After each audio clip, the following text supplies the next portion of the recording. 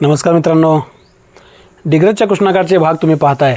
तर दिवसभरात काय काय घडलं, काय घडामोडी घडल्या या संदर्भात मी भाग टाकत असतोय. आणि ह्या भागात पहा की जनावरांना चारा कमी असला की आम्ही पाला काढतोय. आपल्याकडे ऊस आहे, ऊस म्हणजे शुगर केन ज्यापासून साखर तयार होते, तर तो पाला काढण्याचा हा भाग आहे. आपल्याकडे ऊस म्हणजे चारा कमी झाला की आपण पाला काढतो जनावरांना.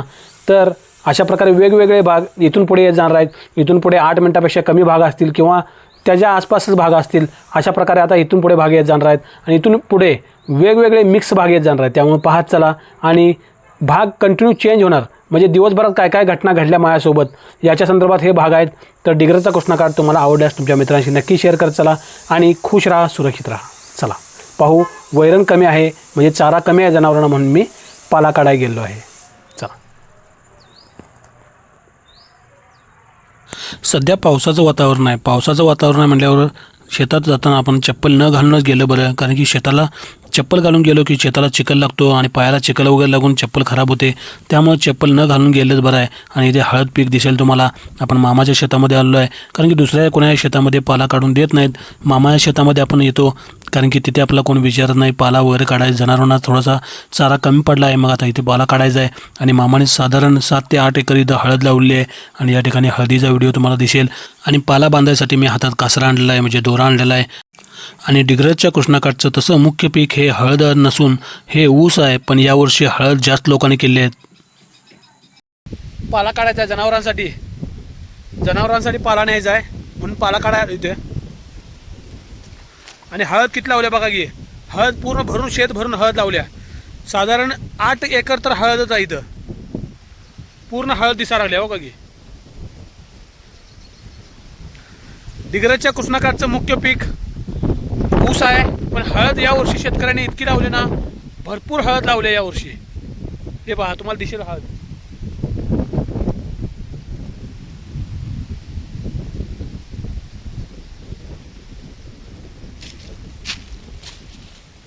एकदा आपण लाईव्ह येऊन सांगितलं होतं की हे झाड कशा प्रकारे आमच्या आईने इथं लावलं, तर ते पुन्हा एकदा मी सांगत आहे. एकदा आपण लाईव्ह स्ट्रीमिंग केली, लाईव्ह व्हिडिओ केलता या झाडावर.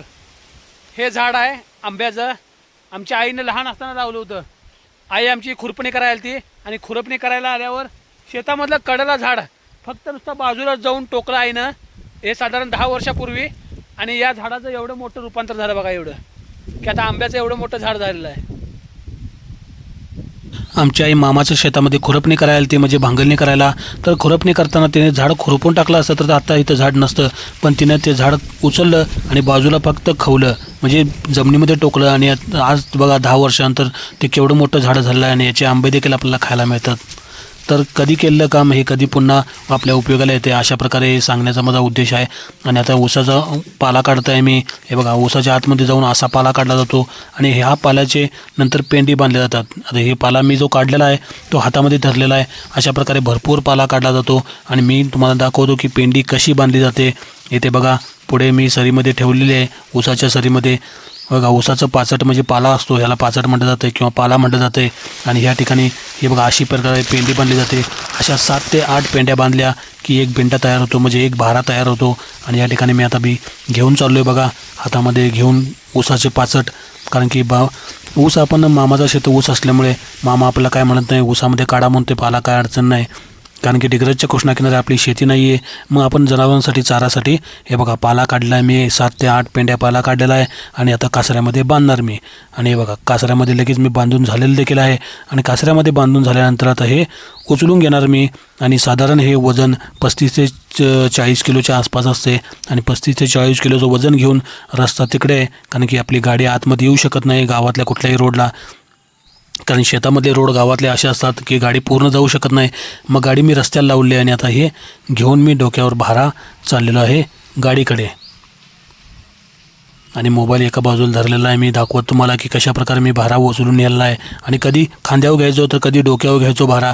कारण की भारा ओझा झाला की खांद्याला ताण बसायचा, मग थोडं डोक्यावर घ्यायचं, मग थोडं खांद्यावर घ्यायचं. असं करत हे भारा मी आता रस्त्यापर्यंत आणत आहे. आणि रस्त्याला आपली गाडी लावली आहे, त्या ठिकाणी हा भारा मी घेऊन जात आहे. पुन्हा एकदा डोक्यावर माझं दुखा लागली की मग पुन्हा खांद्यावर घ्यायचो. अशा प्रकारे अदलाबदली करत करत चारा आपण गाडीपर्यंत आणायचा. पायात चप्पल न घातलेला फायदा झाला, कारण की चप्पल असल्या पावसात चालत नाही. आणि या ठिकाणी बघा गाडी मी लावली होती तिथे रस्त्याला, तिथेपर्यंत साधारण एक 200 ते 300 मीटरचं अंतर असते. आता मी गाडीवर ठीकपणे बसलो आणि गाडी चालू केली. आणि गाडी चालू करून जाताना मला रस्त्यात काय दिसतंय तर दुसरा एक व्यक्ती देखील पाला काढून चालला आहे. बघा एक आजोबा आहेत, ते पाला काढून चालले आहेत आणि सायकलवरून घेऊन चालले आहेत. आणि त्या ठिकाणी मी गाडीवरून पाला काढून घेऊन चाललो आहे.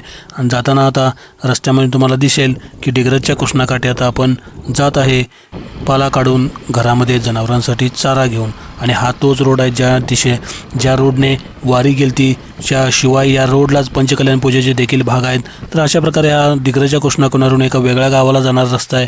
तर या ठिकाणी मी पुन्हा आलेलो आहे. भावाचं दुकान आहे आपल्या गोट्यामध्ये भावाचं ॲल्युमिनियमचं दुकान आहे. आणि त्याच्यानंतर लगेच आपला पुन्हा गोठा आहे. तर मी व्यवस्थित सांभाळत बिंडा नेलेला आहे भारा आणि तिथे टाकलेला आहे.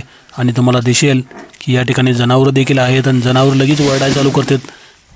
आपण आलो किंवा चारा टाकला की जनावर लगेच ओरडायला चालू करतात. हे बघा इथे अशा प्रकारे मित्रांनो जनावरांसाठी चारा कमी असल्यामुळे मी पाला काढलेला आहे. तर पाला काढण्याचा हा भाग पहा. खुश राहा, सुरक्षित राहा आणि दररोज संध्याकाळी 8ला डिग्रजचा कृष्णाकाठ पाहत चला.